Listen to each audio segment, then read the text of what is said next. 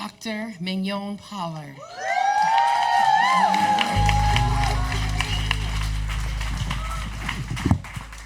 Well, hello, CSA. That song gonna have me testifying. This is what I want you to know. Let them talk about you. Let them push you around. Let them say whatever they want to say. Let them do whatever they want to do, because we have a God that's bigger than anything that could come to us or through us. Let them do what they are doing, because we work under the law of cause and effect. So there's a law going on right here. This is not some nilly-willy, we just believe anything goes kind of church. This is a church that believes in cause and effect. You know, it took me a long time to figure out what do I want to talk about. And long before craziness happened last night, I was musing on peace and freedom. Peace and freedom wouldn't let me go. Peace and freedom had a hold on me. Personal peace, how to create peace and how to create freedom. And the freedom to be the authentic you, right?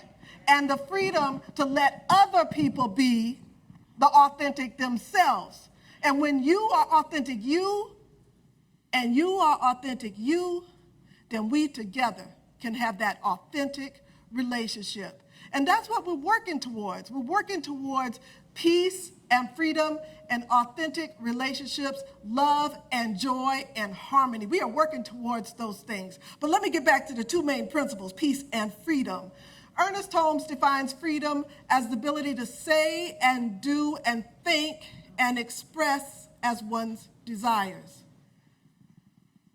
The ability to think and do and express as one desires. But he warns, to imagine freedom without the ability to manifest it is to live in a dream world. But I want to tell you, though, throughout the science of mind, he tells us that we are created with infinite possibilities and limitless freedom.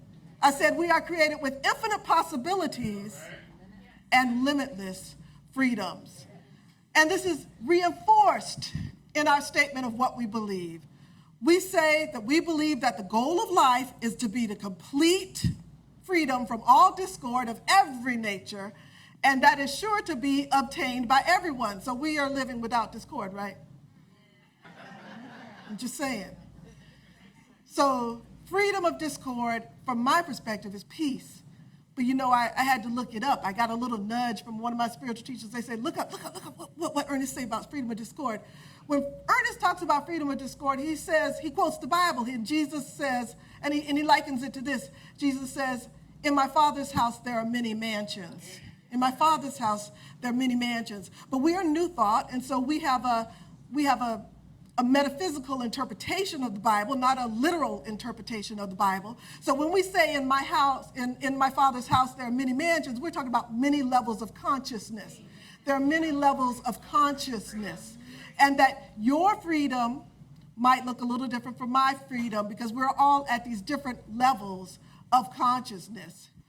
So those paths will come. Freedom, according to Ernest, is ever evolving, and it's an upward spiral.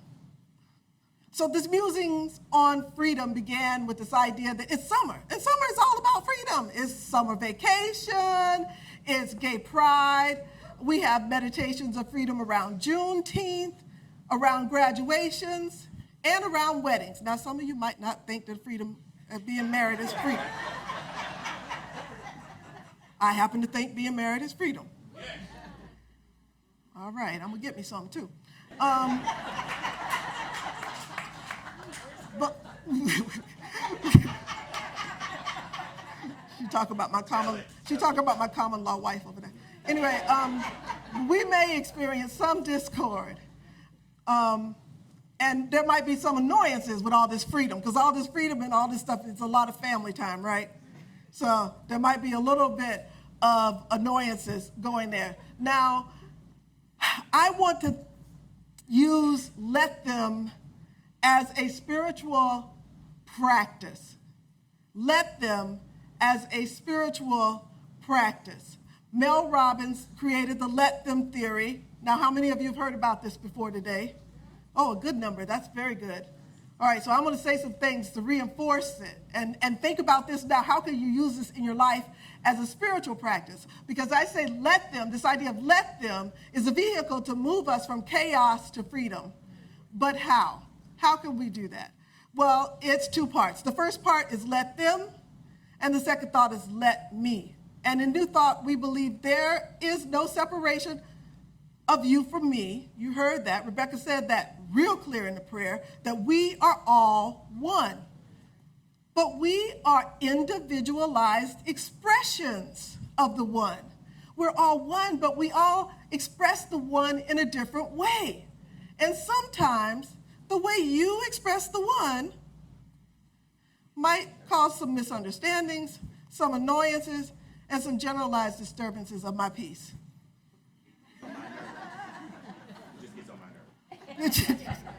I didn't say that, Reverend Rick. Not out loud. Especially if I try to control how you express yourself. All right? So to gain some peace and freedom, let us turn to this idea of let them theory. But before I go deep, I got to tell you a story of the let them theory in action. And I got to give credit to my grandmother, Hazel, who personified the let them theory. Now, this is back in the 1990s, late 1990s, long before this book was written. My grandmother came to visit me in Rhode Island, and I was living with my then partner, and we were happy. She came to visit her older sister, Ruth, who lived there. It was just a magical time together, one of the best days ever. My grandmother came, and she knew that my partner was a woman, and she knew I was living with her, and, she wasn't too fond of that idea, two women as partners. But she came anyway. But I heard her on the telephone one day when I was in the house walking by, and she was talking to a friend, and I say she was talking to a friend because she was far too calm to be talking to my mother. So she was talking to a friend, and I heard her say, well, what you gonna do? Those girls are just gonna do what they gonna do. You just gotta let them. I was like, well, I guess she made peace with that before she came to visit me. Because what my grandmother didn't do is she didn't try to tell me how wrong I was. She didn't try to tell me, what else to do. She didn't try to convince me. She didn't argue. She didn't fight. She just simply let them, as in me and my partner. And she held on to her little furry white dog. She came, and she tended to her business. And I'm sure for the let me part, I am absolutely sure, certain, that she got on her knees every night because she believed she's going to let them do what they're going to do and face the consequences. But I'm going to get on my knees and pray for them every night because I love them. That's her let me part. And I'm going to tell you, we enjoyed that visit. That is the let me theory in action. You don't fight, you don't argue, you don't struggle, you don't convince, you let them. And then you focus on let me. What is it I'm going to do in this situation? Mel Robbins says that in any situation, when you feel like you got to control somebody else, you need to check your words and check your actions and turn to the let them theory. Because the only person you have control over is you. Now, you can find your peace. You say sometimes. Sometimes you don't have control over yourself. Then you need to let go and let God. So you find your peace and control when you choose your reaction. So, I'm just going to say, let's think about this as a practice. Let's practice this practice together before we go. This is the teacher in me, right? So say that you are being annoyed. There are all kinds of everyday stresses, Say you are annoyed trying to get to church because, I don't know, maybe some people diverted the traffic and sent you in different lanes and you got to go with back roads. What you going to do? What you going to do? That's right. You're going to let them give you detours. Let them work on it. But what can you do? Let me turn on some music. Let me play it loud. Let me take a deep breath. I would say let me curse them out, but I won't say that. Let me do what I got to do, but know that I'm going to get to my location safely, that I'm going to get to my place on time, and it's all going to be all right. Well, let's try it again. So say you are in the grocery store, right? And somebody got the audacity to be counting out money. Who does that? Anyway. What you gonna do? Patricia say, let me now. Everybody over a certain age.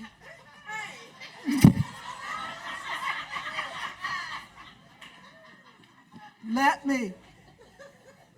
What I say is, you do what you got to do you don't, so here it is, here's the thing. And Mel is real serious about this. She believes, I'm going to end up holding this. She believes that this is an energy exchange. And you don't need to be focusing your energy, because we say everything is energy, right? You don't need to be focusing your energy and your time and your attention on these little things. So you let them, so that you can free up your energy to focus on bigger and greater things. So if you are in the grocery store and Patricia is counting out her money, what you gonna do? That's right. We're gonna let her be slow. We're gonna let her talk to the person at the counter. We're gonna let her do all of those things. And then, if you're lucky enough, maybe you move yourself to the self-checkout, right? Let me move myself to the self-checkout and give her a hug in church when I see her. So basically, when you think things are out of control, sometimes we think things are out of control, right? We think a situation is out of control, but there's always something that we can control. And the main thing that we can control is how we respond to that situation. Now, I can hear you all, and I think you're probably thinking, Reverend Mignon, you're tone deaf. You're saying, let them. Do you know what just happened? So what about something bigger? What about bigger issues? Not just loving on, small annoyances. What if there's a policy, a public policy that was implemented that you don't agree with? Or what if there was a person elected that you do not agree with? I can hear you. I hear you saying, you expect me, Reverend Mignon, to let him? Do I expect you to let him? Yes. Let them. Let them. Why? Let me tell you why. Because Mel says we have to accept reality. It's already done. They're already elected. The policy is already rolling. We have to accept it, and we have to let them. We have to let them and face the situation as it is head on, not look at it with rose-colored glasses, okay? Let them is not rolling over. It's not surrendering. It's not a weak thing. I'm going to tell you, when you don't let them, I was a person who used to do something, and I made this up about myself. I was thinking about myself, and I thought, Mignon, I used to pretzel. That's what I call it. I used to pretzel. I used to twist and turn myself around different people and around different ideas and doing what I thought I needed to do. And I would just pretzel myself, doing for somebody to like me, for somebody to say something. And I wasn't accepting reality. I would make excuses for people, and I would continue to pretzel. But when you pretzel, you're giving your power away. Maya Angelou said that when a person shows you who they are the first time, believe them. when a person shows you who they are the first time. So you can make yourself into a pretzel and you can twist yourself out of shape, but you will not have an authentic relationship. And I'm going to tell you, what I found is when I was pretzeling, sometimes I got a little salty. You can't change what is done, but you can change the future. You can accept reality and you can focus on a future that you want. And then you focus on let me.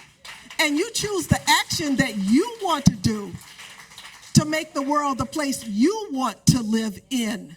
So let me. Oh, when I was doing this, it just came to me. I was like, oh, the wisdom of peace and freedom, the wisdom of peace and freedom that is in the serenity prayer.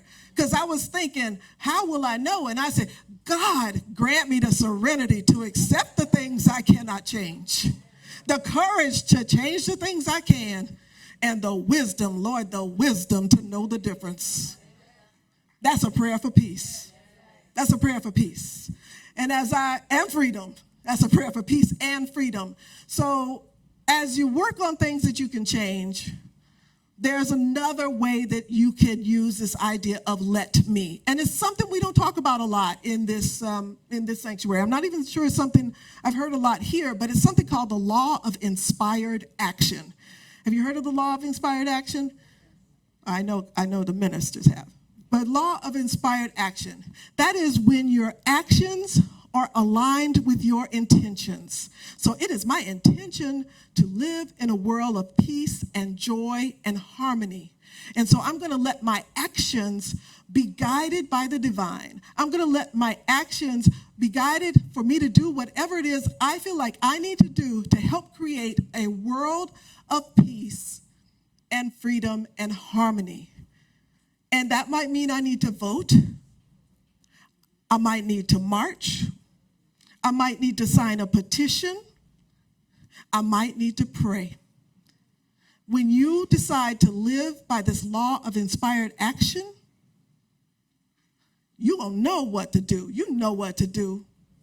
She know what to do. So so let me add a little something to this let them theory. This is not new. Just like New Thought is not new. The let them theory is not new. It has a foundation in Stoicism, which says we focus on our own actions. We focus on what we can do. That's Stoicism. It has a couple of roots in Buddhism and radical acceptance, and that teaches us that suffering comes from denying reality or not accepting what is, wishing things were different from what they truly are. But let them ask you to, and I got to quote my master teacher, Ian Van Zandt, the let them theory asks you to call a thing a thing. Ian says call a thing a thing. Don't put your rose-colored glasses on it. Call a thing a thing.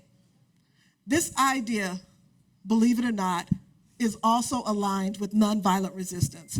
At least that's what Martin Luther King III said.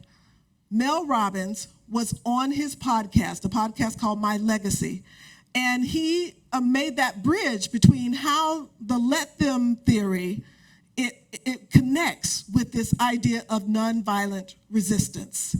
And what he said was, and I've got to sort of read this, what he said was, a profound truth is to choose peace. A profound truth is to choose peace is not a weakness, it is a power.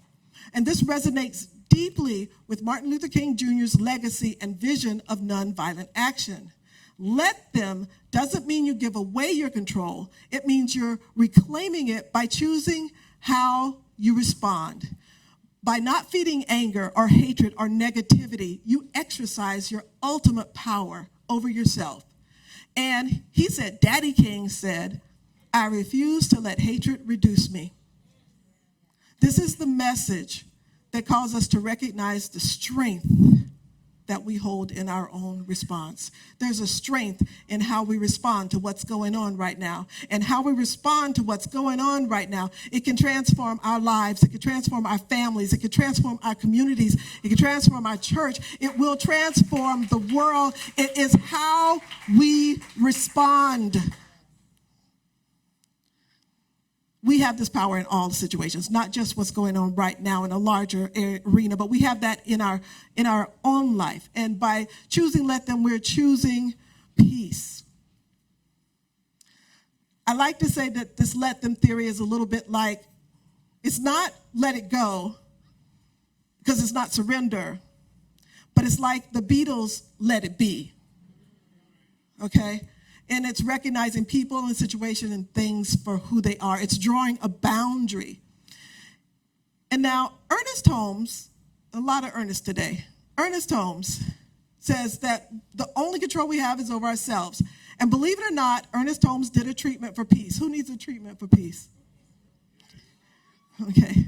I'm going to quote Ernest Holmes, and then I want you to look up the practitioners of the Center for Spiritual Living in Las Vegas. They are doing 31 days of peace, and they are writing 31 treatments of peace, and they can send those to your mailbox, and they are beautiful. So, but let me tell you what Ernest said. Ernest, in his treatment for peace, said on page 264, I'm looking at the person who needed the page number. Thank you. Page 264. I know she needed it. If you're needing a treatment for peace, what he says is, I contend with none, I argue with none, and I am filled with a wonderful peace and light. I contend with none, I argue with none, and I am filled with a wonderful peace and light. I think that is indeed the way my grandmother walked through her let them situation. So this let them theory, and I'm proposing it's a practice, can be used in many spaces. It'll bring you peace. The way you react, that is indeed your power. Let me is taking responsibility for your words and thoughts and actions. And I love, Mel Robbins says this in many of her podcasts. She says, responsibility is my ability to respond.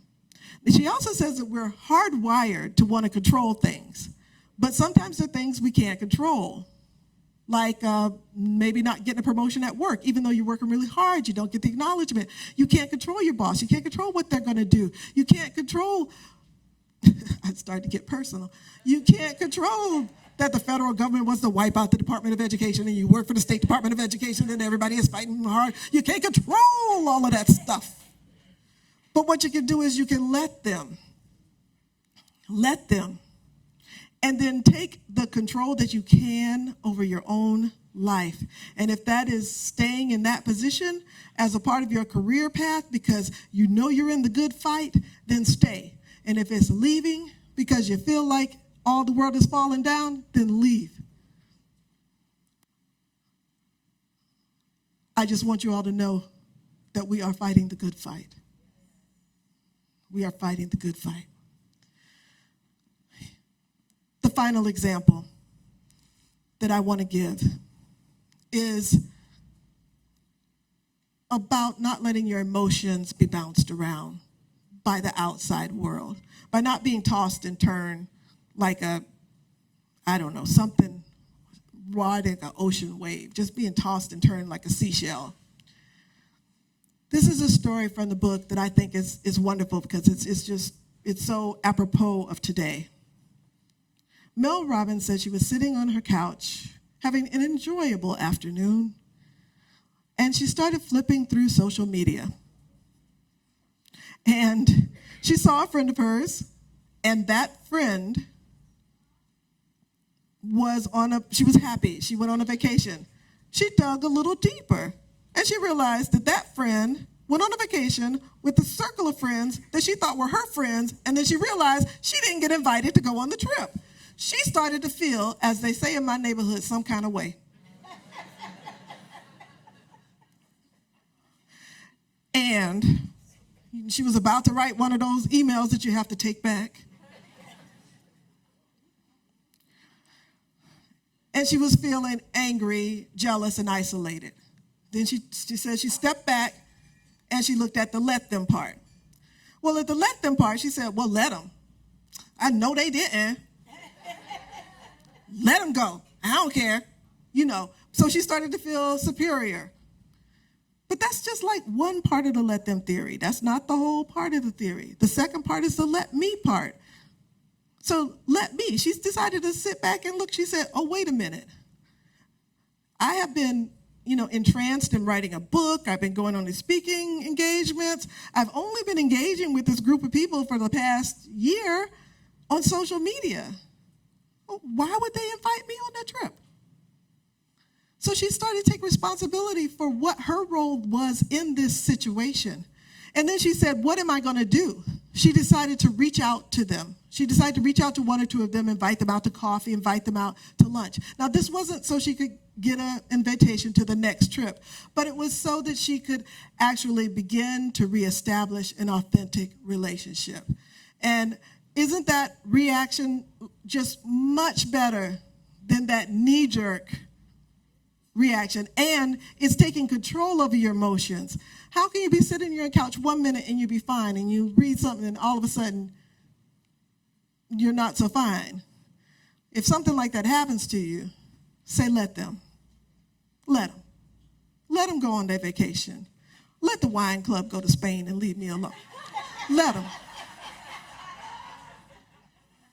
Let us have a wine club. What the heck is that? Let them. Anyway, take responsibility. If you want to be a part of that wine club, guess what? It is open and available and free to you, and it is an amazing experience, and it changed my life. So it gave me the confidence to go into wineries and not be afraid.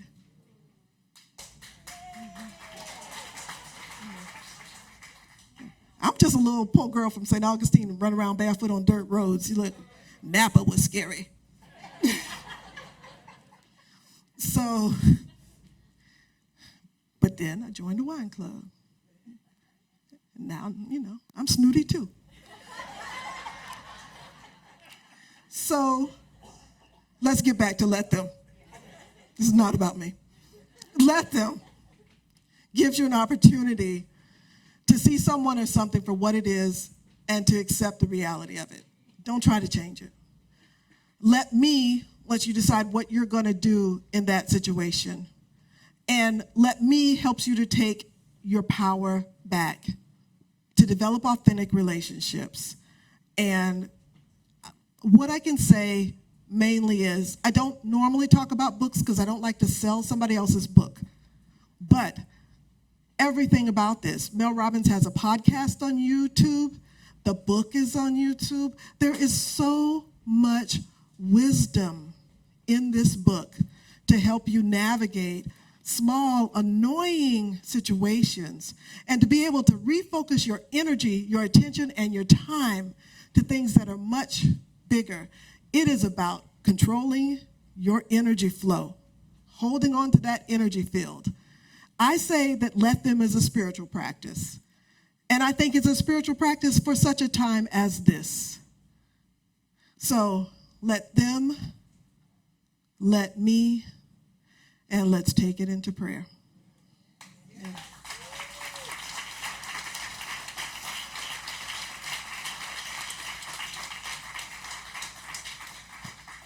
I know that there is only one energy, and that energy is of love, and it's of peace, and it's of harmony. I know that this energy is my energy right here and right now, and this energy of love and of peace and of harmony, it is vibrating through and around each and every person here. And I speak my word that as we navigate the world, we have the wisdom to let them express God as themselves, as their true, authentic selves. And we have the wisdom to let us take stock of who we are, to do what we have to do, to move to that place of peace. And I know that this peace is a peace that is an upward spiral. It is a peace that begins at home. It spirals out into the community. It spirals out into the world. And that peace is filling the world. That it is all about peace. It is all about love. And it is all about harmony. I know that this is so, and I am grateful. I am grateful that we are governed by the laws of cause and effect, the laws of inspired action, that we are governed by laws and order, and that the divine is just. And so I'm grateful and thankful for that. And I release this word into the law, and together we say, so it is.